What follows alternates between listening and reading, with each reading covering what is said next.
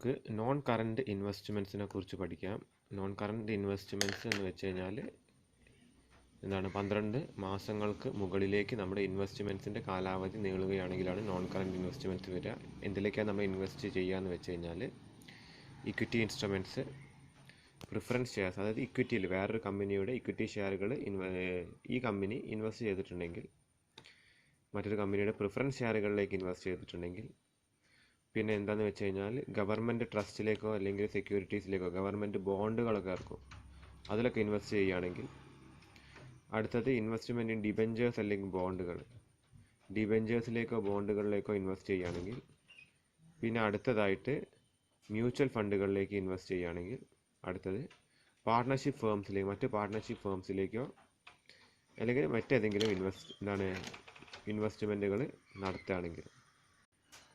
നമുക്ക് ചിലപ്പോൾ എന്താണ് subsidiaries, associates, joint ventures, structured entities എന്നൊക്കെ പറഞ്ഞിട്ടുള്ള ഫേംസ് ഉണ്ടാവും. അതായത് നമ്മൾ ഇൻവെസ്റ്റ് ചെയ്തിരിക്കുന്നത്, നമ്മൾ പൂർണ്ണമായിട്ടൊരു കമ്പനീനെ ഏറ്റെടുക്കുക എന്ന് പറയുന്നത് സബ്സിഡറി ആയി, അല്ലെങ്കിൽ നമ്മൾ അസോസിയേറ്റ് ഫേം ആവും. അതിൽ കുറച്ച് ഇൻവെസ്റ്റ്മെൻറ്റ് നടത്തുകയാണെങ്കിൽ അപ്പോൾ നമ്മൾ രണ്ടുപേരും കൂടി ചേർന്നിട്ട്, രണ്ട് ഫേംസും കൂടി ജോയിൻ്റ് ആയിട്ട് വേറൊരു ബിസിനസ്സിലേക്ക് ഇൻവെസ്റ്റ് ചെയ്തിട്ട് അതിൻ്റെ പ്രോഫിറ്റ് എടുക്കും, ജോയിൻറ്റ് വെഞ്ചർ എന്നൊക്കെ പറഞ്ഞിട്ട്. അപ്പോൾ പിന്നെന്താണ്, നമ്മൾ സ്ട്രക്ചേർഡ് എൻറ്റിറ്റീസ് ഇതുമാതിരി തന്നെ, അത് ഒരു പ്രീ പ്ലാൻഡ് സ്ട്രക്ചറിൻ്റെ അടിസ്ഥാനത്തിൽ നമ്മൾ ഇൻവെസ്റ്റ്മെൻറ്റ് നടത്തിയിട്ട് രണ്ട് എൻറ്റിറ്റീസ് ചേർന്നിട്ട് ഇൻവെസ്റ്റ്മെൻറ്റ് നടത്താം. അപ്പോൾ അതൊക്കെയാണ് വരുന്നത്. ജസ്റ്റ് ഒന്ന് ഓടിച്ചിട്ട് പോയാൽ മതി. പിന്നെ നോൺ കറൻറ്റ് ട്രേഡ് റിസീവബിൾസ്, അതായത് 12 മാസത്തിന് മുകളിലേക്ക് പോകുന്ന ട്രേഡ് റിസീവബിൾസ്, സാധനം കാശ് വിറ്റിട്ട് അതിന് ഗുഡ്സ് വിറ്റിട്ട് അതിന് കാശ് കിട്ടാനുള്ളതിൻ്റെ പേരാണ് ട്രേഡ് റിസീവബിൾസ് എന്ന് പറയാം. അപ്പോൾ അതിൻ്റെ ഡ്യൂറേഷൻ 12 മാസത്തിന് മുകളിലേക്ക് ആകുമ്പോഴാണ് അത് നോൺ ട്രേഡ് റിസീവബിൾസ് ആകുന്നത്. അതിൻ്റെ ഉദാഹരണങ്ങളെ കൊടുത്തിരിക്കുന്നത്. പിന്നെ നോൺ കറൻറ്റ് ലോണ്, അത് നേരത്തെ പറഞ്ഞാൽ ഒരു വർഷത്തിന് മുകളിലേക്ക് പോകുന്ന ലോണുകൾ. Non current financial assets, mainly investments ആണ്. പിന്നെ ഡിഫേർഡ് ടാക്സ് അസറ്റ്, അത് നമുക്ക് ഇങ്ങോട്ട് കിട്ടാനുള്ള ടാക്സ്, അതായത് നമ്മൾ ടാക്സ് അധികം അടച്ചു പോയിട്ട് ഇങ്ങോട്ടേക്ക് കിട്ടാനുള്ളത്, നമുക്ക് കമ്പനിയിലേക്ക് വരാനുള്ള ടാക്സ് ബെനിഫിറ്റ്സ്. പിന്നെ അതർ നോൺ കറൻറ്റ് അസറ്റ്സ്, അതായത് ക്യാപിറ്റൽ അഡ്വാൻസസ്, സെക്യൂരിറ്റി ഡെപ്പോസിറ്റ്സ്, പിന്നെന്താണ് advances to related parties, other advances, ഇതൊക്കെ ഇതിൽ പെടും. ഇതൊക്കെയാണ് നോൺ കറൻറ്റ് അസറ്റ്സിൽ പെടുന്ന മെയിൻ കാര്യങ്ങൾ. ജസ്റ്റ് ഒന്ന് ഓടിച്ചിട്ട് പോയാൽ മതി, ഡീറ്റെയിൽഡ് ആയിട്ടൊന്നും ക്വസ്റ്റ്യൻസിൽ വരില്ല. കറൻറ്റ് അസറ്റ്സിൽ മെയിൻ വരുന്നതാണ് ഇൻവെൻട്രി, ഞാൻ നേരത്തെ പറഞ്ഞു. അതിന് സ്റ്റോക്ക് എന്നാണ് നമ്മൾ പറയുക. ഇൻവെൻട്രീസിൽ പെടുന്ന കാര്യങ്ങൾ, ഇപ്പോൾ മാനുഫാക്ചറിങ് കൺസേൺ ആണെന്നുണ്ടെങ്കിൽ അവർക്ക് റോ മെറ്റീരിയൽസ് വരും, വർക്ക് ഇൻ പ്രോഗ്രസ് വരും, ഫിനിഷ്ഡ് ഗുഡ്സ് വരും. ഇനിയിപ്പോൾ ട്രേഡിംഗ് കൺസേൺ ആണെങ്കിൽ എന്താണ്, അവർക്ക് സ്റ്റോക്ക് ഇൻ ട്രേഡ്, അതിപ്പോൾ നമ്മളെ മാനുഫാക്ചറിങ് കൺസേണിനും വരും. ഫിനിഷ്ഡ് ഗുഡ്സ് നമ്മൾ വിൽക്കാനായിട്ട് മാറ്റി വെച്ച് കഴിഞ്ഞാൽ അത് സ്റ്റോക്ക് ഇൻ ട്രേഡായി. പിന്നെ അടുത്തത് സ്റ്റോർസ് ആൻഡ് സ്പെയർ, അതായത് നമ്മൾ മാനുഫാക്ചറിങ്ങിനൊക്കെ ആണ് മെയിൻ വരിക, ചിലപ്പം ട്രേഡിങ്ങിന് വരാൻ ചാൻസ് ഉണ്ട്. ഈ ഡീലേഴ്സൊക്കെ, അതായത് 2 വീലറിൻ്റെ ഡീലേഴ്സിൻ്റെ അടുത്തൊക്കെ അതിൻ്റെ സ്റ്റോറുകളും സ്പെയറുകളൊക്കെ അവർ സൂക്ഷിച്ച് വെക്കും. കാര്യം അതിൻ്റെ സർവീസും കാര്യങ്ങളൊക്കെ പ്രൊവൈഡ് ചെയ്യുന്ന നേരത്ത് അത് ചെയ്യേണ്ടി വരും. പിന്നെ ലൂസ് ടൂൾസ്, അതുമായിട്ട് ബന്ധപ്പെട്ട ടൂൾസുകൾ, പിന്നെ അതർ ഇൻവെൻട്രീസ്. പിന്നെ അടുത്തതാണ് കറൻറ്റ് ഫിനാൻഷ്യൽ അസറ്റ്, അതായത് ഫിനാൻഷ്യൽ കറൻറ്റ് അസറ്റ്സ്. നമ്മൾ നേരത്തെ പറഞ്ഞ investments, trade receivables, cash equivalence, current loans, other current financial assets. Financial assets നമ്മൾ ഇൻവെസ്റ്റ് ചെയ്യുന്നത്, അത് 12 മാസത്തിനുള്ളിലായാൽ കറൻറ്റായി, 12 മാസത്തിന് മുകളിലായി നോൺ കറൻറ്റായി. നെക്സ്റ്റ് എന്താണ്, കറൻറ്റ് ഇൻവെസ്റ്റ്മെൻറ്റ്സ്. അതും എന്താണ്, നേരത്തെ പറഞ്ഞ പോലെ ഈ കറൻറ്റ് ഇൻവെസ്റ്റ്മെൻറ്റ്സിനെ കുറിച്ചാണ് പറയുന്നത്. ഇക്വിറ്റിയിൽ ഇടാം, പ്രിഫറൻസിൽ, ഗവൺമെൻറ് സെക്യൂരിറ്റീസിൽ. നോൺ കറൻറ്റിൽ പറഞ്ഞ അതേ പോയിന്റ്സ് തന്നെ ഇതിലും പറയുന്നുണ്ട്. അപ്പോൾ ഇതേ ഓപ്ഷൻസ് അതിലും വരുന്നുണ്ട്.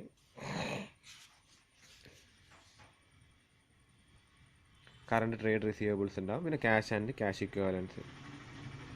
പിന്നെ നമ്മൾ കൊടുക്കുന്ന കറൻറ്റ് ലോൺസ്, അതായത് 12 മാസത്തിനുള്ളിൽ നമുക്ക് റിയലൈസ് ചെയ്യാൻ പറ്റുന്ന loans, security deposits, loans to related parties, secured considered good, unsecured considered good, ഇത് എന്താണ്, ഇങ്ങനത്തെയൊക്കെ ലോൺസുകൾ. Current tax assets, other current assets, mainly ഇതൊക്കെ ഒന്ന് ജസ്റ്റ് നോക്കിയാൽ മതി. പിന്നെ ഇക്വിറ്റി എന്താണ്, equity represents the claim of the shareholders over the assets owned by the company. ഷെയർ ഹോൾഡറിൻ്റെ ക്ലെയിമിൻ്റെ പേരാണ് ഇക്വിറ്റി എന്ന് പറയുന്നത്. ഷെയർ ഹോൾഡേഴ്സാണ് കമ്പനീൻ്റെ ആക്ച്വൽ ഓണേഴ്സ്. അപ്പോൾ അവരുടെ കമ്പനിക്ക് മുകളിലെ ക്ലെയിമിൻ്റെ പേരാണ് ഇക്വിറ്റി എന്ന് പറയുന്നത്. ഇക്വിറ്റിയെക്കുറിച്ചുള്ളൊരു വിവരണമാണ് തൽക്കാലം കൊടുത്തിരിക്കുന്നത്. ജസ്റ്റ് ഒന്ന് ഓടിച്ചിട്ട് പോവുക. പിന്നെ മെയിനായിട്ട് വരുന്നതാണ് reserves and surplus. Reserves is an important component of shareholders' fund or other equity in respect of profit-making companies with long existence. Leading may be larger than share capital. അപ്പോൾ റിസർവ്സിൽ എന്തൊക്കെ ഇൻക്ലൂഡ് ചെയ്യുന്നത് വെച്ചാൽ ക്യാപിറ്റൽ റിസർവ്സ്. നമ്മൾ ഈ capital reserve എന്ന് പറഞ്ഞൊരു account കണ്ടിട്ടുണ്ട് four ഫീച്ചറും reissue ഒക്കെ ചെയ്യുന്ന നേരത്ത്. അടുത്തത് ക്യാപിറ്റൽ റിഡംഷൻ റിസർവ്. ഒരു ക്യാപിറ്റൽ റിഡംഷന് വേണ്ടിയിട്ട് നമ്മൾ മാറ്റി വെക്കുന്ന റിസർവ് ആണ്. റിഡംഷൻ മീൻസ് അത് തിരിച്ചു കൊടുക്കാനായിട്ട് നമ്മൾ മാറ്റി വെക്കുന്ന റിസർവിൻ്റെ പേരാണ് ക്യാപിറ്റൽ റിഡംഷൻ റിസർവ്. അതേമാതിരി ഡിബഞ്ചർ റിഡംഷന് വേണ്ടിയിട്ട് ഡിബഞ്ചർ തിരിച്ചടയ്ക്കാൻ വേണ്ടി നമ്മൾ ഉണ്ടാക്കുന്നതാണ്. അതേപോലെ സെക്യൂരിറ്റീസ് പ്രീമിയം റിസർവ്. നമുക്കറിയാം സെക്യൂരിറ്റീൻ്റെ കൂടെ പ്രീമിയം വാങ്ങുമ്പോൾ അത് ഈ സെക്യൂരിറ്റീസ് പ്രീമിയം റിസർവിലേക്കാണ് നമ്മൾ ആഡ് ചെയ്യുക. പിന്നെ അതർ റിസർവ്സ്, പിന്നെ റീറ്റെയിൻഡ് ഏർണിങ്സ്. നമ്മുടെ പ്രോഫിറ്റിൽ നിന്ന് നടപ്പ് വർഷത്തെ ലാഭത്തിൽ നിന്ന് ഒരു തുക റിസർവിലേക്ക് മാറ്റി വെക്കുമ്പോൾ retained earnings. Non current liabilities ആണ്. നമ്മൾ ജസ്റ്റ് ഒന്ന് നോക്കിയാൽ മതി. ബോറോയിങ്, ട്രേഡ് പേയബിളിനെ കുറിച്ചൊക്കെ പറഞ്ഞത് കടം നമ്മൾ വാങ്ങുന്നത് ലയബിലിറ്റീസ് ആണ്. ജസ്റ്റ് ഒന്ന് ഓടിച്ചിട്ട് പോവുക. ഇത് ഡിഫേർഡ് ടാക്സ് ലയബിലിറ്റീസ് ആണ്. നമ്മൾ അങ്ങോട്ട് ടാക്സ് കൊടുക്കാനുള്ളതാണ്. കറൻറ്റ്. ഇനി നമുക്ക് നേരെ സ്റ്റേറ്റ്മെൻറ്റ് ഓഫ് പ്രോഫിറ്റ് ആൻഡ് ലോസിലേക്ക് കിടക്കാം. നമ്മൾ ആദ്യം കണ്ടത് സ്റ്റേറ്റ്മെൻറ്റ് ഓഫ് ഫിനാൻഷ്യൽ പൊസിഷൻ ആയിരുന്നു, അതിൻ്റെ പേര് ബാലൻസ് ഷീറ്റ്. ഇത് statement of profit and loss. അപ്പോൾ ഇത് പ്രോഫിറ്റ് ആൻഡ് ലോസ് അക്കൗണ്ട് എന്ന് പറഞ്ഞ അക്കൗണ്ട് നമ്മൾ പ്ലസ് ടുവിനൊക്കെ ചെയ്ത് ശീലിച്ച കുട്ടികളുണ്ടാകും, കോമേഴ്സ് എടുത്ത കുട്ടികൾ. അല്ലാത്തവർ ഇതാണ് കമ്പനീൻ്റെ കേസ് വരുമ്പോൾ അങ്ങനത്തെ വെർട്ടിക്കൽ ഫോർമാറ്റിലാണ് പ്രോഫിറ്റ് ആൻഡ് ലോസ് തയ്യാറാക്കേണ്ടത്. നമ്മൾ ആദ്യം തന്നെ എന്താണ് ഇത് എഴുതിയില്ലെങ്കിൽ കുഴപ്പമില്ല, നമ്മുടെ നെയിം ഓഫ് ദി കമ്പനി എഴുതുക. അതിനുശേഷം statement of profit and loss for the period ended എന്നുള്ള ഡേറ്റ് എഴുതി വെക്കുക. എത്ര കോളംസ് ആണെന്ന് വെച്ചാൽ 5 കോളംസാണ് ടോട്ടൽ വരുന്നത്. ഇത് നമ്പേഴ്സ് ഇടാൻ വേണ്ടി ജസ്റ്റ് ഒരു കോളം. പെർട്ടിക്കുലേഴ്സ് ഇമ്പോർട്ടൻറ്റ് കോളാണ്, നോട്ട് നമ്പർ ഇമ്പോർട്ടൻ്റ് ആണ്. ഇത് കറൻറ്റ് ഇയറിൻ്റെ ഫിഗർ, ഇത് പ്രീവിയസ് ഇയറിൻ്റെ. ഇത് നമ്മൾ കമ്പാരിസണിന് വേണ്ടിയിട്ടാണ് ചെയ്യുന്നത്. ഫസ്റ്റ് തന്നെ നമ്മൾ റവന്യൂ ഫ്രം ഓപ്പറേഷൻ, അത് ഗ്രോസ് പ്രോഫിറ്റ് എന്ന് പറയും. അതാണ് ആദ്യം എടുത്ത് എഴുതേണ്ടത്. സെയിലിൽ നിന്ന് നമ്മൾ എന്താണ് പർച്ചേസും അതിന് റിലേറ്റഡ് ആയിട്ട് സംഗതികൾ, പർച്ചേസ് റിലേറ്റഡ് ആയിട്ട് വരുന്ന എക്സ്പെൻസുകൾ മൈനസ് ചെയ്യുമ്പോഴാണ് റവന്യൂ ഫ്രം ഓപ്പറേഷൻ വരുന്നത്. അതിന് അതർ ഇൻകം ആഡ് ചെയ്യുക. പിന്നീട് നമ്മൾ ടോട്ടൽ ഇൻകം കിട്ടും. നമുക്ക് ഇത് രണ്ടും കൂടി ആഡ് ചെയ്യുമ്പോൾ നമുക്ക് ടോട്ടൽ ഇൻകം കിട്ടും. അതിൽ നിന്ന് നമ്മൾ ഈ വരുന്ന എക്സ്പെൻസുകളൊക്കെ, പേരുകൾ ശ്രദ്ധിക്കുക, ഈ വരുന്ന എക്സ്പെൻസുകൾ എല്ലാം നമ്മൾ എന്ത് ചെയ്യുക വെച്ചാൽ ഇതിൽ നിന്ന് മൈനസ് ചെയ്യേണ്ടി വരും. അപ്പോൾ ഈ എമൗണ്ടിൽ നിന്ന് ഈ വരുന്ന എക്സ്പെൻസുകളെല്ലാം ആഡ് ചെയ്തിട്ട് ഈ എമൗണ്ടിൽ നിന്ന് മൈനസ് ചെയ്ത് നമുക്ക് പ്രോഫിറ്റ് ബിഫോർ എക്സെപ്ഷണൽ അല്ലെങ്കിൽ എക്സ്ട്രാ ഓർഡിനറി ഐറ്റംസ് കിട്ടും. ഇനി എന്തെങ്കിലും എക്സെപ്ഷണൽ ഐറ്റംസ് ഉണ്ടെങ്കിൽ അത് നമ്മൾ പിന്നെ എഴുതിയതിന് ശേഷം മൈനസ് ചെയ്യാം. എക്സ്ട്രാ കോണ്ടിജൻറ്റ് എന്തെങ്കിലും പെട്ടെന്ന് സംഭവിക്കാത്ത ഗുഡ്സ് ലോസ്റ്റ് ബൈ ഫയർ അങ്ങനെയൊക്കെ വരികയാണെങ്കിൽ എന്താണ് അതൊക്കെ എക്സ്ട്രാ ഓർഡിനറി ആയിട്ട് വരുന്ന എന്താണ് നഷ്ടങ്ങളാണ്. അപ്പോൾ എക്സ്ട്രാ ഓർഡിനറി ഐറ്റംസ് നമ്മൾ മൈനസ് ചെയ്യുമ്പോൾ നമുക്ക് അടുത്ത കിട്ടുന്നതാണ് profit or loss before tax. അപ്പോൾ ടാക്സിന് മുന്നായിട്ട് കിട്ടുന്ന പ്രോഫിറ്റ്. അതിനുശേഷം നമ്മൾ ടാക്സ് അടയ്ക്കുക. കറൻറ്റ് ടാക്സ്, ഡിഫേർഡ് ടാക്സ്, നടപ്പ് വർഷത്തെ ടാക്സ് അടയ്ക്കുക. ഇനി മുൻ വർഷത്തെ ഏതെങ്കിലും ടാക്സ് അടയ്ക്കാനുണ്ടെങ്കിൽ അതിൻ്റെ പേരാണ് ഡിഫേർഡ് ടാക്സ്, അതും നമ്മൾ അടയ്ക്കുക. അപ്പോൾ എന്താണ് profit or loss for the period from continuing operation. പിന്നെ എന്താണ്, അപ്പോൾ നമുക്ക് ഈ ഒരു ഐറ്റം കിട്ടും, profit or loss for the period for continuing operation. പിന്നെ എന്താണ് profit or loss from discontinued operation. ഇതുണ്ടെങ്കിൽ ആഡ് ചെയ്ത് കൊടുക്കുക. എന്തെങ്കിലും ഡിസ്കണ്ടിന്യൂഡ് ഓപ്പറേഷൻ നമ്മൾ പ്രോഫിറ്റോ ലോസോ ഉണ്ടെങ്കിൽ, പ്രോഫിറ്റ് ആണെങ്കിൽ ആഡ് ചെയ്യുക, ലോസ് ആണെങ്കിൽ അതിൽ നിന്ന് മൈനസ് ചെയ്യുക. ഇനി ആ ഡിസ്കണ്ടിന്യൂഡ് ഓപ്പറേഷൻസ് എന്തെങ്കിലും ടാക്സ് ലയബിലിറ്റി ഉണ്ടെങ്കിൽ അത് നമ്മൾ ലെസ് ചെയ്യേണ്ടി വരും. പിന്നെ എന്താണ്, അത് കഴിഞ്ഞിട്ട് profit or loss from discontinued operation വീണ്ടും നമ്മൾ ചെയ്യുക. അപ്പോൾ മെയിൻലി നമ്മൾ ശ്രദ്ധിക്കേണ്ട കാര്യം എന്താണെന്ന് വെച്ചാൽ ഇവിടെ വരെയാണ് നമുക്ക് മെയിൻലി പ്രോഫിറ്റ് കിട്ടുന്നത്. പിന്നെ ഇതൊക്കെ നമ്മൾ എന്താണ് ഉണ്ടെങ്കിൽ മാത്രമേ വരുള്ളൂ, വളരെ റെയർ കേസിൽ. അത് കഴിഞ്ഞ് നമ്മൾ ചെയ്യേണ്ടത് ഏർണിംഗ് പെർ ഇക്വിറ്റി ഷെയർ. നമുക്ക് കിട്ടിയ പ്രോഫിറ്റിനെ ഇക്വിറ്റി ഷെയർ കൊണ്ട് ഡിവൈഡ് ചെയ്യുക. അപ്പോൾ ഏർണിംഗ് പെർ ഇക്വിറ്റി ഷെയർ കിട്ടും. അത്രയാണ് മെയിൻലി എന്താണ് പ്രോഫിറ്റ് ഓർ ലോസിൽ നമ്മൾ ഈ സെക്കൻഡ് സെമ്മിൽ നമ്മൾ ചെയ്യേണ്ട കാര്യം. ഏർണിംഗ്സ് പെർ ഷെയർ ആണ് ഇവിടെ കൊടുത്തിരിക്കുന്നത്. അതിൻ്റെ ഇക്വേഷനാണ് profit or loss for the period attributable to equity share holders. ഇപ്പോൾ ഇക്വിറ്റി ഷെയർ ഹോൾഡേഴ്സിന് കൊടുക്കേണ്ട പ്രോഫിറ്റാണ് എഴുതി വെച്ചിരിക്കുന്നത്. പിന്നെ എന്താണ് വെയ്റ്റഡ് ആവറേജ് നമ്പർ അല്ലെങ്കിൽ നമ്പർ ഓഫ് ഇക്വിറ്റി ഷെയർസ് ആണ് നമ്മൾ ബേസിക് കോൺസെപ്റ്റ് എന്ന് പറയുന്നത്. ഏർണിംഗ് പെർ ഷെയർ എന്താണെന്നുള്ളൊരു ചോദ്യം വരാൻ ചാൻസ് ഉണ്ട് ചെറിയ മാർക്കിന്. ജസ്റ്റ് ഒന്ന് അതിൻ്റെ earning per share is one of the most widely and used indicators of profitability of business enterprise from share holders perspective. അല്ലേ, ഷെയർ ഹോൾഡറിൻ്റെ പെർസ്പെക്റ്റീവിൽ ഏറ്റവും ഇമ്പോർട്ടൻ്റ് ആണ് എൻ്റെ ഏർണിംഗ് പെർ ഷെയർ. ഒരു ഷെയറിന് എത്ര ലാഭം നമുക്ക് ഈ കമ്പനിയിൽ ഇൻവെസ്റ്റ് ചെയ്താൽ കിട്ടും എന്നുള്ളതാണ് ഏർണിംഗ് പെർ ഷെയർ കൊണ്ട് ഉദ്ദേശിക്കുന്നത്. അപ്പോൾ അത് തന്നെയാണ് one of the most important indicators in the perspective of A share holder. Theory പോർഷനിൽ ചിലപ്പം ചോദിക്കാൻ ചാൻസ് ഉള്ള കാര്യമാണ് എന്താണ് ഡിവിഡൻഡ് എന്ന് പറഞ്ഞത്. The divisible profit of a company distributed among the shareholders of a company on the basis of number of shares held is called dividend. അതായത് ഓഹരിയുടെ എണ്ണം അനുസരിച്ചിട്ട് കമ്പനിക്ക് കിട്ടിയ പ്രോഫിറ്റ് ഡിവൈഡ് ചെയ്ത് കൊടുക്കുന്നതിൻ്റെ പേരാണ് ഡിവിഡൻഡ് എന്ന് വെച്ചാൽ. അതിന് ഡിഫറെൻറ്റ് സോഴ്സസ് ആണ് കൊടുത്തിരിക്കുന്നത്, ജസ്റ്റ് ഒന്ന് നോക്കുക.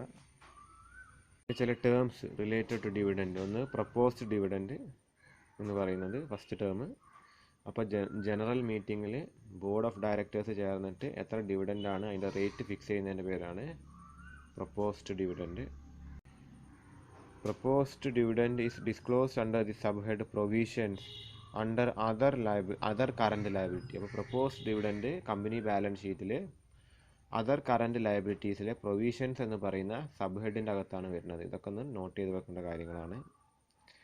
Under the head current liabilities which appear in the balance sheet. അതെ, കറൻറ്റ് ലയബിലിറ്റീൻ്റെ അണ്ടറിൽ അതർ കറൻറ്റ് ലയബിലിറ്റീസിൽ പ്രൊവിഷൻസിൻ്റെ അണ്ടറിലാണ് എന്ത് വരുന്നത്, പ്രപ്പോസ്ഡ് ഡിവിഡൻഡ് വരുന്നത്. Next interim dividend. എന്താണ് interim dividend? Interim dividend refers to the dividend paid by the company before the preparation of final accounts. Final accounts തയ്യാറാക്കുന്നതിന് മുൻപായിട്ട് കമ്പനി പേ ചെയ്യുന്ന ഡിവിഡൻഡിൻ്റെ പേരാണ് ഇൻ്ററിം ഡിവിഡൻഡ്. അതായത് ഇടക്കാലത്ത് വെച്ച് പേ ചെയ്യുന്നത്. അതിൻ്റെ ജേർണൽ എൻട്രി കൊടുത്തിട്ടുണ്ട്, interim dividend account added to bank account. Next one, final dividend. This is the dividend which is proposed and declared at the end of the accounting year after the close of the book of account. Book close ചെയ്തതിന് ശേഷം, final accounts ഒക്കെ prepare ചെയ്തതിന് ശേഷം നമ്മൾ കൊടുക്കുന്ന ഡിവിഡൻറ്റിൻ്റെ പേരാണ് final dividend. പിന്നെ unclaimed dividend. Unclaimed dividend refers to dividend not yet claimed by the shareholders. ഇനിയും ഷെയർ ഹോൾഡേഴ്സ് ക്ലെയിം ചെയ്യാത്ത ഡിവിഡൻറ്റിൻ്റെ പേരാണ് unclaimed dividend. Unclaimed dividend or unpaid dividend appearing on the credit side of the trial balance should be shown in the balance sheet under the head other current liabilities. Head തന്നെയാണ് ഇത് വരുന്നത്. ഡിവിഡൻഡുമായിട്ട് വരുന്ന മറ്റൊരു important പോർഷനാണ് corporate dividend tax. Companies distributing dividends are required to pay tax on such dividends. This is known as corporate dividend tax. It is payable within 14 days from the date of declaration. Company dividend കൊടുക്കുകയാണെങ്കിൽ share ഹോൾഡർക്ക് കൊടുക്കുന്നതിന് മുമ്പായിട്ട് അതിൽ നിന്ന് corporate dividend tax ഗവൺമെൻറ്റിലേക്ക് അടച്ചതിന് ശേഷം മാത്രം ആ തുക കിഴിച്ചതിന് മാത്രമേ ഡിവിഡൻഡ് കൊടുക്കാൻ പാടുള്ളൂ എന്നാണ് പറയുന്നത്. അതിൻ്റെ കാൽക്കുലേഷൻസ് ഒക്കെയാണ്. അതിനെന്തൊക്കെ വരും? ഡിവിഡൻഡ് ടാക്സിൻ്റെ റേറ്റ് എന്ന് പറയുന്നത് 17.472% ആണ്. അപ്പോൾ അതിൻ്റെ സർചാർജ്, എഡ്യൂക്കേഷൻ സെസ് എല്ലാം കൂടി കൂട്ടി വരുമ്പോഴാണ് ഇതൊന്നും നോക്കേണ്ട കാര്യം വരുന്നില്ല. 17.472% ആണ് കോർപ്പറേറ്റ് ഡിവിഡൻഡ് ടാക്സിൻ്റെ റേറ്റ് എന്ന് പറയുന്നത്. അപ്പോൾ അത് കാണുന്ന ഒരു പ്രോബ്ലമാണ് ഇവിടെ കൊടുത്തിരിക്കുന്നത്. A company has issued and allotted 2,50,000 shares of ₹10 each. All the allottees have paid the called up amount of 7 per share, with the exception of call money ₹2 per share on 25,000 shares.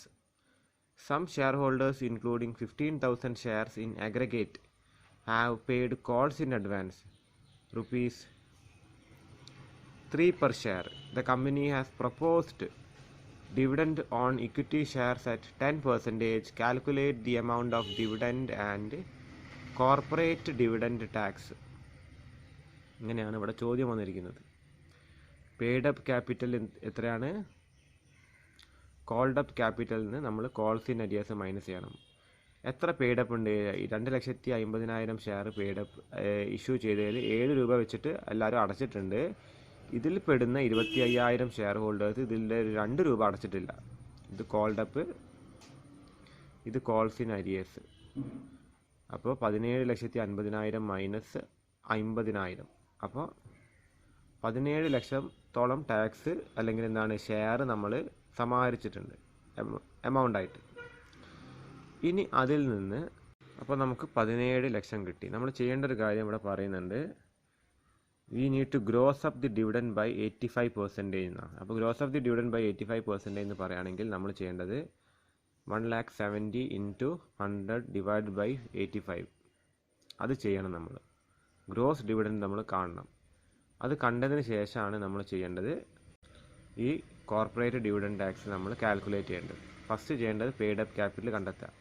അപ്പോൾ നമ്മൾ calls in advance ignore ചെയ്യണോ, അതിൻ്റെ ആവശ്യം വരുന്നില്ല. Paid up capital കണ്ടെത്തണമെങ്കിൽ നമ്മളിവിടെ കൊടുത്തിരിക്കുന്നതാണ് 2,50,000 share ഹോൾഡേഴ്സിൽ നിന്ന് 7 രൂപ വരെയാണ് അടച്ചിരിക്കുന്നത്. അപ്പോൾ ബാക്കി 3 രൂപ ഉണ്ട്, അതാണ് ആരോ കോൾസ് ഇൻ അഡ്വാൻസ് ആയിട്ട് അടച്ചിരിക്കുന്നത്. അത് നമുക്ക് ഇഗ്നോർ ചെയ്യാം, അതിനെപ്പറ്റി നമ്മൾ മൈൻഡേ ചെയ്യേണ്ട. അപ്പോൾ 2,50,000 ഇൻറ്റു 7, 7,50,000 അത്രയാണ് നമ്മൾ കോൾ ചെയ്തിരിക്കുന്നത്. അപ്പോൾ അതിൽ നിന്ന് ഒരു 25,000 ഷെയർ ഹോൾഡർ 2 രൂപേൻ്റെ ഒരു കോൾ എമൗണ്ട് അടച്ചിട്ടില്ല. അത് മൈനസ് ചെയ്താൽ 17 ലക്ഷമാണ് നമുക്കിപ്പോൾ കിട്ടിയിരിക്കുന്ന എമൗണ്ട് ഷെയർ വഴി. ഇതിൻ്റെ നെറ്റ് ഡിവിഡൻഡ് കാണാം, നമ്മൾ എത്ര ഡിവിഡൻഡ് അതിന് അടയ്ക്കേണ്ടത്. കാരണം നമ്മൾ പ്രപ്പോസ് ചെയ്തിരിക്കുന്നത് വരെ 10% ഡിവിഡൻഡ് അടയ്ക്കുക എന്നുള്ളതാണ്. അപ്പോൾ 1,70,070 വരും. ഇതിന് നമ്മൾ ഗ്രോസ് ചെയ്യുക. ഗ്രോസ് ചെയ്യാന്ന് പറഞ്ഞാൽ നമ്മൾ എന്താണ് 1,70,000 ഇൻറ്റു 100/85 ചെയ്തതിന് ശേഷം നമുക്കൊരു എമൗണ്ട് കിട്ടും. അതിൻ്റെ 17.472% ആണ് നമ്മുടെ കോർപ്പറേറ്റ് ഡിവിഡൻഡ് ടാക്സ് ആയിട്ട് നമ്മൾ ചെയ്യേണ്ടത്. അപ്പോൾ നമുക്ക് ജസ്റ്റ് ഒരു കണക്കിലേക്ക് കടക്കാം. അവിടെ ഒരു ബാലൻസ് ഷീറ്റ് തന്നിട്ടുണ്ട്. ഇതിപ്പോൾ ചോദിക്കുകയാണെങ്കിൽ ഇങ്ങനത്തെ ഒരു കണക്ക്, ഇത്രയും വലിയ കണക്കൊന്നും ചോദിക്കില്ല, വളരെ ടൈം കൺസ്യൂമിങ് ആയിരിക്കും. ഇതിൻ്റെ ഒരു പകുതി, ഹാഫ് ചോദിക്കാൻ. ഇത്രയും വലിയൊരു ബാലൻസ് ഷീറ്റൊക്കെ തന്നിട്ട് നമുക്ക് ആ ടൈമിനുള്ളിൽ ചെയ്യാമെന്ന് വെച്ചാൽ നല്ല ടൈം കൺസ്യൂമിങ് ആണ്. പക്ഷേ നിങ്ങൾ പഠിച്ചു വെക്കുക, അത് എസ്സേ ആയിട്ടേ ചോദിക്കുള്ളൂ. എന്നാലും നമ്മൾ ഈ കണക്ക് നന്നായിട്ട് നോക്കുക. ഈ കണക്ക് നമ്മൾ ക്ലാസ് ചെയ്തിട്ടുണ്ടെന്നാണ് കരുതുന്നത്. ഇവിടെ അസറ്റുകൾ തന്നിട്ടുണ്ട്. ഇത് നമ്മുടെ ട്രഡീഷണൽ മെത്തേഡിൽ ബാലൻസ് ഷീറ്റാണ് തന്നിരിക്കുന്നത്. ഹൊറിസോണ്ടൽ മെത്തേഡിൽ, ബാലൻസ് ഷീറ്റ് അല്ല, ഇത് ജസ്റ്റ് അതിൻ്റെ ഒരു പെർട്ടിക്കുലേഴ്സ് മാത്രമേ തന്നിട്ടുള്ളൂ. കാര്യം അസറ്റും ലയബിലിറ്റീസൊക്കെ ഇടകലർന്നിട്ടാണ് തന്നിരിക്കുന്നത്. കാര്യം കണക്ക് നോക്കാം. ഇവിടെ ഒരു ട്രയൽ ബാലൻസ് മാതിരി തന്നിട്ടുണ്ട്. ഇതിൽ നിന്ന് നമ്മളോട് എന്താണ് prepare trading and profit and loss account ആണ് തയ്യാറാക്കാൻ പറഞ്ഞിരിക്കുന്നത്. അതിൻ്റെ കൂടെ ബാലൻസ് ഷീറ്റും പിന്നെ ചില അഡ്ജസ്റ്റ്മെൻറ്റുകൾ കൊടുത്തിട്ടുണ്ട്. ക്ലോസിംഗ് സ്റ്റോക്ക് കൊടുത്തിട്ടുണ്ട്. പ്രൊവിഷൻ ഫോർ ബാഡ് ഡെപ്റ്റ് കൊടുത്തിട്ടുണ്ട്, എത്ര 4%. Make A provision for income tax കൊടുത്തിട്ടുണ്ട്. ഇൻകം ടാക്സ് റേറ്റാണ് 50%. ഡിപ്രിസിയേഷൻ എത്ര വരികയെന്ന് കൊടുത്തിട്ടുണ്ട്. പിന്നെ ഡയറക്ടർ എന്താണ് ഡിവിഡൻഡ് എത്ര കൊടുക്കാൻ ഉദ്ദേശിക്കുന്നതെന്ന് കൊടുത്തിട്ടുണ്ട്. ഫസ്റ്റ് തന്നെ നമ്മൾ statement of profit and loss വരയ്ക്കുക. ഇപ്പോൾ നമ്മൾ പറഞ്ഞില്ലേ, ഞാൻ ഈ നമ്പർ വരച്ചിട്ടില്ലെങ്കിലും കുഴപ്പമില്ല, നമ്മൾ പെർട്ടിക്കുലേഴ്സ് നോട്ട് നമ്പർ എമൗണ്ട്. കാരണം ഇവിടെ കറണ്ട് ഇയറിൻ്റെ മാത്രമേ കൊടുത്തിട്ടുള്ളൂ, അതുകൊണ്ട് നമ്മൾ പ്രീവിയസ് ഇയറിൻ്റെ എഴുതേണ്ട ആവശ്യമില്ല. അപ്പോൾ 3 കോളംസേ ഇവിടെ വരുന്നുള്ളൂ. റവന്യൂ ഫ്രം ഓപ്പറേഷൻ എന്താണ്, ഇവിടെ നോട്ട് നമ്പർ 1 എന്ന് കൊടുത്തിട്ടുണ്ട്. അടുത്ത പേജിൽ not number 1 revenue from operation എന്താണ്, സെയിൽ ഓഫ് പ്രൊഡക്ട്സ് ആണ്. നമ്മുടെ ക്വസ്റ്റ്യനിലെ സെയിൽസ് ആണ് അത് വരുന്നത്. നെക്സ്റ്റ് അതർ ഇൻകം ആണ്, അത് നോട്ട് നമ്പർ 2 ആണ്. അതിപ്പോൾ എന്താ വരുന്നത്, ഇൻട്രസ്റ്റ് ഓൺ ഇൻവെസ്റ്റ്മെൻറ്റ്സ് ആണ് അതർ ഇൻകം ആയിട്ട് വരുന്നത്. Interest on investments. അപ്പോൾ ഇത് രണ്ടും കൂടി ആഡ് ചെയ്യുമ്പോഴാണ് നമുക്ക് ടോട്ടൽ റവന്യൂ കിട്ടുന്നത്. അപ്പോൾ 5,32,000 ടോട്ടൽ റവന്യൂ കിട്ടി.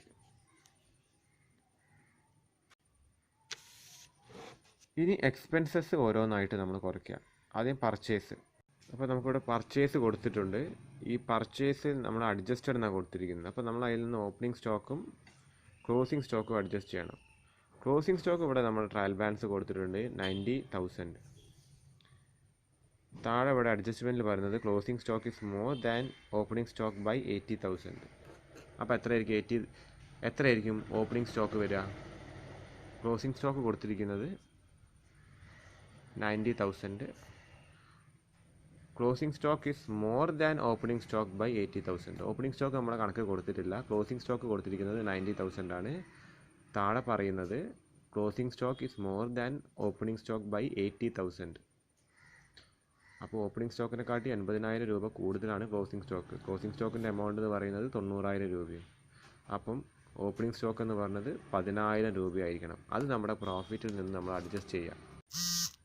പ്രോഫിറ്റിൽ നിന്നല്ല, പർച്ചേസിൽ നിന്ന്. അപ്പോൾ പർച്ചേസ് അഡ്ജസ്റ്റഡ് എമൗണ്ടിൻ്റെ കൂടെ നമ്മൾ ക്ലോസിംഗ് സ്റ്റോക്ക് കൂട്ടുക, ലെസ് ഓപ്പണിംഗ് സ്റ്റോക്ക് ചെയ്യുക. അപ്പോൾ നമുക്ക് യഥാർത്ഥ പർച്ചേസ് കിട്ടും. അഡ്ജസ്റ്റഡ് എന്ന് പറഞ്ഞത് കൊണ്ടാണ് നമ്മളങ്ങനെ ചെയ്യേണ്ടി വന്നത്. പിന്നെ ചേഞ്ച് ഇൻ ഇൻവെൻട്രി നമ്മൾ നോട്ട് നമ്പർ 3 കൊടുത്തിട്ടുണ്ട്.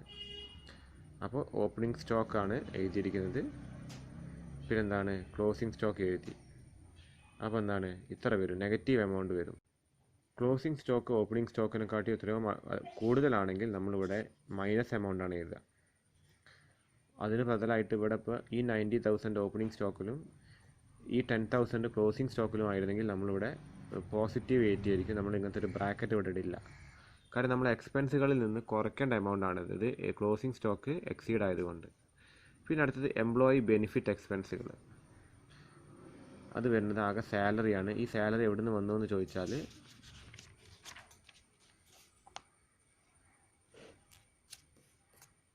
നമ്മുടെ ട്രയൽ ബാലൻസിൽ സാലറി കൊടുത്തിട്ടുണ്ട്.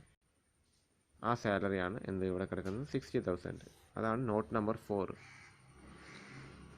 ഇനി ഫിനാൻസ് കോസ്റ്റ് 5, 28,000. അതെന്താണ് ഇൻട്രസ്റ്റ് ഓൺ ഡിബെഞ്ചേഴ്സ്. അത് നമ്മളെ ക്വസ്റ്റ്യനിൽ കൊടുത്തിട്ടുണ്ട്. പിന്നെ ഡിപ്രിസിയേഷൻ ആൻഡ് അമോർട്ടൈസേഷൻ എക്സ്പെൻസ് 6 എന്താ വന്നിരിക്കുന്നത്, ഡിപ്രിസിയേഷൻ ഓഫ് ബിൽഡിങ്ങും ഡിപ്രിസിയേഷൻ ഓഫ് പ്ലാന്റും. അത് നേരിട്ട് തന്നെ നമ്മൾ അഡ്ജസ്റ്റ്മെൻറ്റിൽ കൊടുത്തിട്ടുണ്ട്, 8,000ഉം 12,000ഉം. അപ്പോൾ എങ്ങനെ വരും. പിന്നെ അടുത്തത് അതർ എക്സ്പെൻസസ് 62,000. അത് നോട്ട് നമ്പർ 7 ആണ്. അതായത് director fee, rent, bad ഡെപ്റ്റ്, provision for bad ഡെപ്റ്റ്, miscellaneous expense, ഈ വക കാര്യങ്ങൾ. ബാഡ് ഡെപ്റ്റ്, ഡയറക്ടേഴ്സ് ഫീ, റെൻറ്റ്, പിന്നെ പ്രൊവിഷൻ ഫോർ ബാഡ് ഡെപ്റ്റ്. ഈ 2 എമൗണ്ട് കുഴിച്ചത് എങ്ങനെയെന്ന് വെച്ചാൽ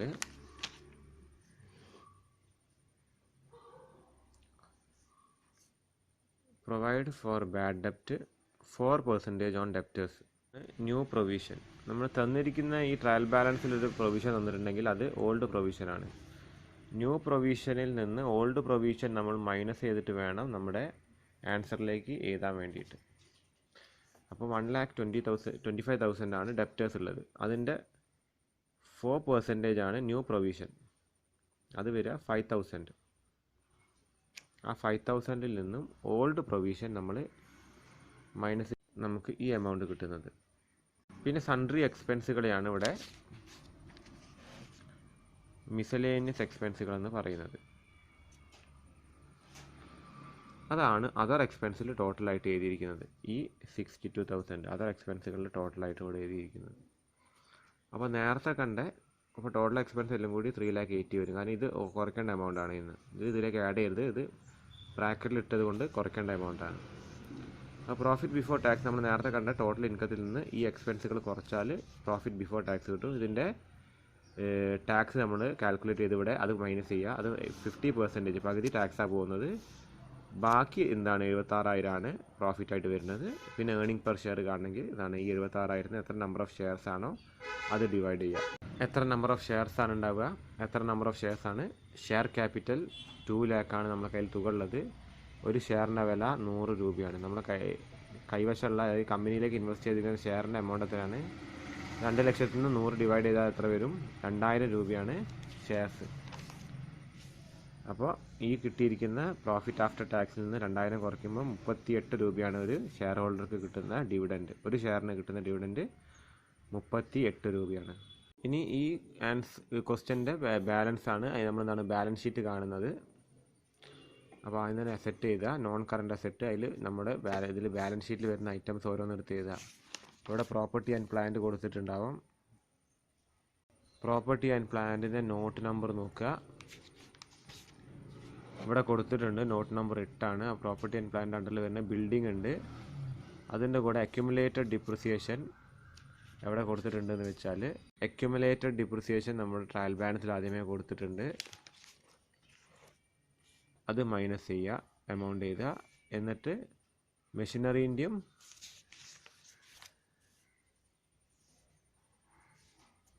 എമൗണ്ട് ഇവിടെ ഉണ്ട്, ബിൽഡിങ്ങിൻ്റെ എമൗണ്ട് ഉണ്ട്, മെഷീനറീനുണ്ട്, അതിൻ്റെയും അക്യുമുലേറ്റഡ് ഡിപ്രിസിയേഷൻ മൈനസ് ചെയ്യുക. എന്നിട്ട് ആ എമൗണ്ട് എടുത്ത് ഇവിടേക്ക് എഴുതുക. പിന്നെ അടുത്തത് ഫിനാൻഷ്യൽ അസറ്റിൽ ഒന്നുമില്ല. നോൺ കറൻറ്റ് ഇൻവെസ്റ്റ്മെൻറ്റ്സിൽ നോട്ട് നമ്പർ 9 ആണ് എഴുതിയിരിക്കുന്നത്. നോൺ കറൻറ്റിൽ എന്താണ് ഡിബഞ്ചേഴ്സാണ് വരുന്നത് 1,20,000. അത് നമ്മുടെ ഇവിടെ ഡിബഞ്ചേഴ്സ് ഇവിടെ കൊടുത്തിട്ടുണ്ട്. ഡിബഞ്ചേഴ്സ് എന്നുള്ള പേര് തെറ്റാണ്, ശരിക്കും ഷെയറിലേക്കാണ് ഇവർ ഇൻവെസ്റ്റ് ചെയ്തിരിക്കുന്നത്. നമുക്കിവിടെ കാണാം they have invested in shares 1,20,000. അതാണ് നമ്മൾ ഈ സെക്കൻഡ്, അതായത് ഈ നോട്ട് നമ്പർ 9 എഴുതേണ്ട ഡിബഞ്ചേഴ്സ് അല്ല.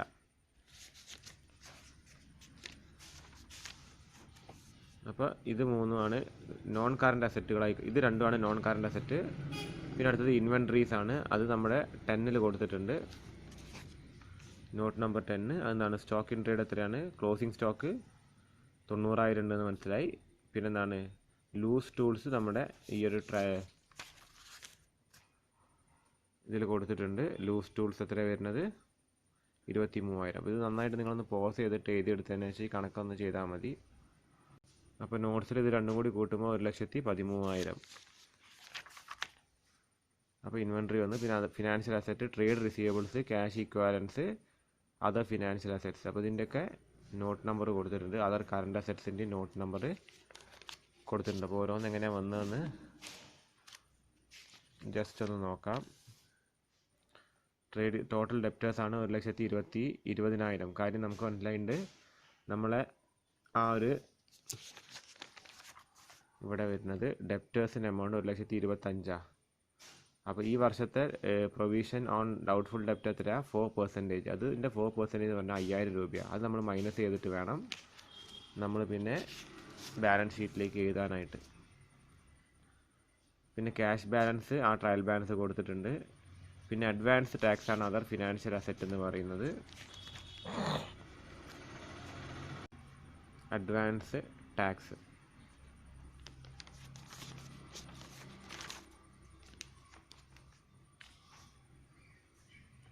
പിന്നെ അതർ കറൻറ്റ് അസറ്റ് എന്ന് പറയുന്നത് interest accrued on investment. Interest accrued on investment ആണ് അതർ കറൻറ്റ് അസറ്റ് എന്ന് പറയുന്നത്. പിന്നെ ഓരോന്നിൻ്റെയും note number, share capital 15, other equity 16. ഇത് ഓരോന്ന് വെച്ച് നമുക്ക് നോക്കാം. 15 എന്താണ് ഓതറൈസ്ഡ് ഷെയർ ക്യാപിറ്റൽ ഇത്രയാണ്, സബ്സ്ക്രൈബ്ഡ് ഇത്ര വരുന്നുണ്ട്. പിന്നെ ജനറൽ റിസർവ് നമ്മുടെ ക്വസ്റ്റ്യനിലുണ്ട്, ഇവിടെ കൊടുത്തിട്ടുണ്ട്. പിന്നെ നമ്മുടെ എന്താണ് ഈ റിസർവ്സും സർപ്ലസിൻ്റെയും ബാലൻസ് നോക്കണം.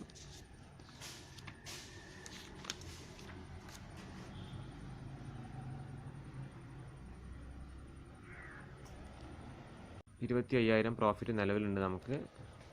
അതിൻ്റെ കൂടെ നമ്മൾ 75,000 ആഡ് ചെയ്യുന്നു. 75,000 എവിടെ നിന്ന് വന്നത് നമുക്കറിയാം. നമ്മുടെ statement of profit and loss തയ്യാറാക്കിയ അവസാനം വന്ന എമൗണ്ടാണ് 76,000. അത് ആഡ് ചെയ്താൽ ടോട്ടൽ കിട്ടും. പിന്നെ ലോങ് ടേം ബോറോയിങ്സ് എന്ന് പറഞ്ഞത് നമ്മുടെ ഡിബഞ്ചേഴ്സിൻ്റെ എമൗണ്ടാണ് 2 lakh ക്വസ്റ്റ്യനിൽ കൊടുത്തിട്ടുണ്ട്. പിന്നെ trade payables, other current liabilities.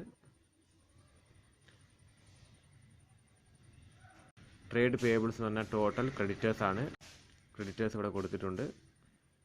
പിന്നെ അതർ കറൻറ്റ് ലയബിലിറ്റീസ് എന്ന് പറഞ്ഞിട്ട് interest on debenture, unpaid debenture, salary outstanding, interest on debenture, accrued but not due, unpaid അല്ലെങ്കിൽ അൺക്ലെയിംഡ് ഡിവിഡൻഡ്. ഇത് അൺപെയ്ഡ് ഡിവിഡൻ്റ് ആണ്, നമ്മൾ നേരത്തെ കണ്ടു. സാലറി ഔട്ട്സ്റ്റാൻഡിങ് ഉണ്ട്. പിന്നെ പ്രൊവിഷൻ ഫോർ ടാക്സ്, പിന്നെ എന്താണ് പ്രപ്പോസ്ഡ് ഡിവിഡൻഡ് എത്രയാണ്. പ്രപ്പോസ്ഡ് ഡിവിഡൻഡ് എന്ന് പറഞ്ഞാൽ 25% ആണ്. ഇനി പ്രപ്പോസ്ഡ് ഡിവിഡൻറ്റിൻ്റെ 17.472% കോർപ്പറേറ്റ് ഡിവിഡൻഡ് ടാക്സ്. അപ്പോൾ ഇതൊക്കെ ചേർത്തിട്ടാണ് നമ്മളിവിടെ ഈ ഒരു ബാലൻസ് ഷീറ്റ് തയ്യാറാക്കുന്നത്. ഓരോ ഐറ്റംസ് നമ്മൾ ഇതിലുള്ള നമ്പേഴ്സ് നിങ്ങൾ നന്നായിട്ട് നോക്കുക. ഈ നമ്പേഴ്സ് നന്നായിട്ടൊന്ന് നോക്കുക. ക്വസ്റ്റ്യൻസ് ഒന്ന് നന്നായിട്ടൊന്ന് നോക്കിയാൽ മതി. ഇതാണ് എൻ്റെ നോട്ട്സ്, ഇതാണ് ബാലൻസ് ഷീറ്റ്, ഇതൊക്കെയാണ് നോട്ട്സ് ആയിട്ട് വരുന്നത്. ചെറിയൊരു ടോപ്പിക് എന്ന് പറഞ്ഞാൽ statement of changes in equity ആണ്. അപ്പോൾ statement of changes in equity എന്താണെന്ന് വെച്ചാൽ എന്താണ്? It shows the information about the increase or decrease in net asset or wealth of an entity. അപ്പോൾ ഇതിൻ്റെ അസറ്റിൽ വരുന്ന ഇൻക്രീസോ ഡിക്രീസോ കാണിക്കുന്ന ഒരു സ്റ്റേറ്റ്മെൻ്റ് ആണ് ഈ statement of changes in equity എന്ന് പറയുന്നത്. ഇതിൻ്റെ കോമ്പോണൻസിനെ പറ്റിയിട്ടൊക്കെയാണ് ജസ്റ്റ് ഒന്ന് നോക്കി വെച്ചാൽ മതി. ഈ ഒരു ഫോർമാറ്റ് ഉണ്ട്, ചിലപ്പോൾ അതിൻ്റെ ഫോർമാറ്റ് മാത്രമേ ചോദിക്കുകയുള്ളൂ, വലിയൊരു ഇമ്പോർട്ടൻ്റ് ആയിട്ടുള്ളൊരു ടോപ്പിക്കല്ല.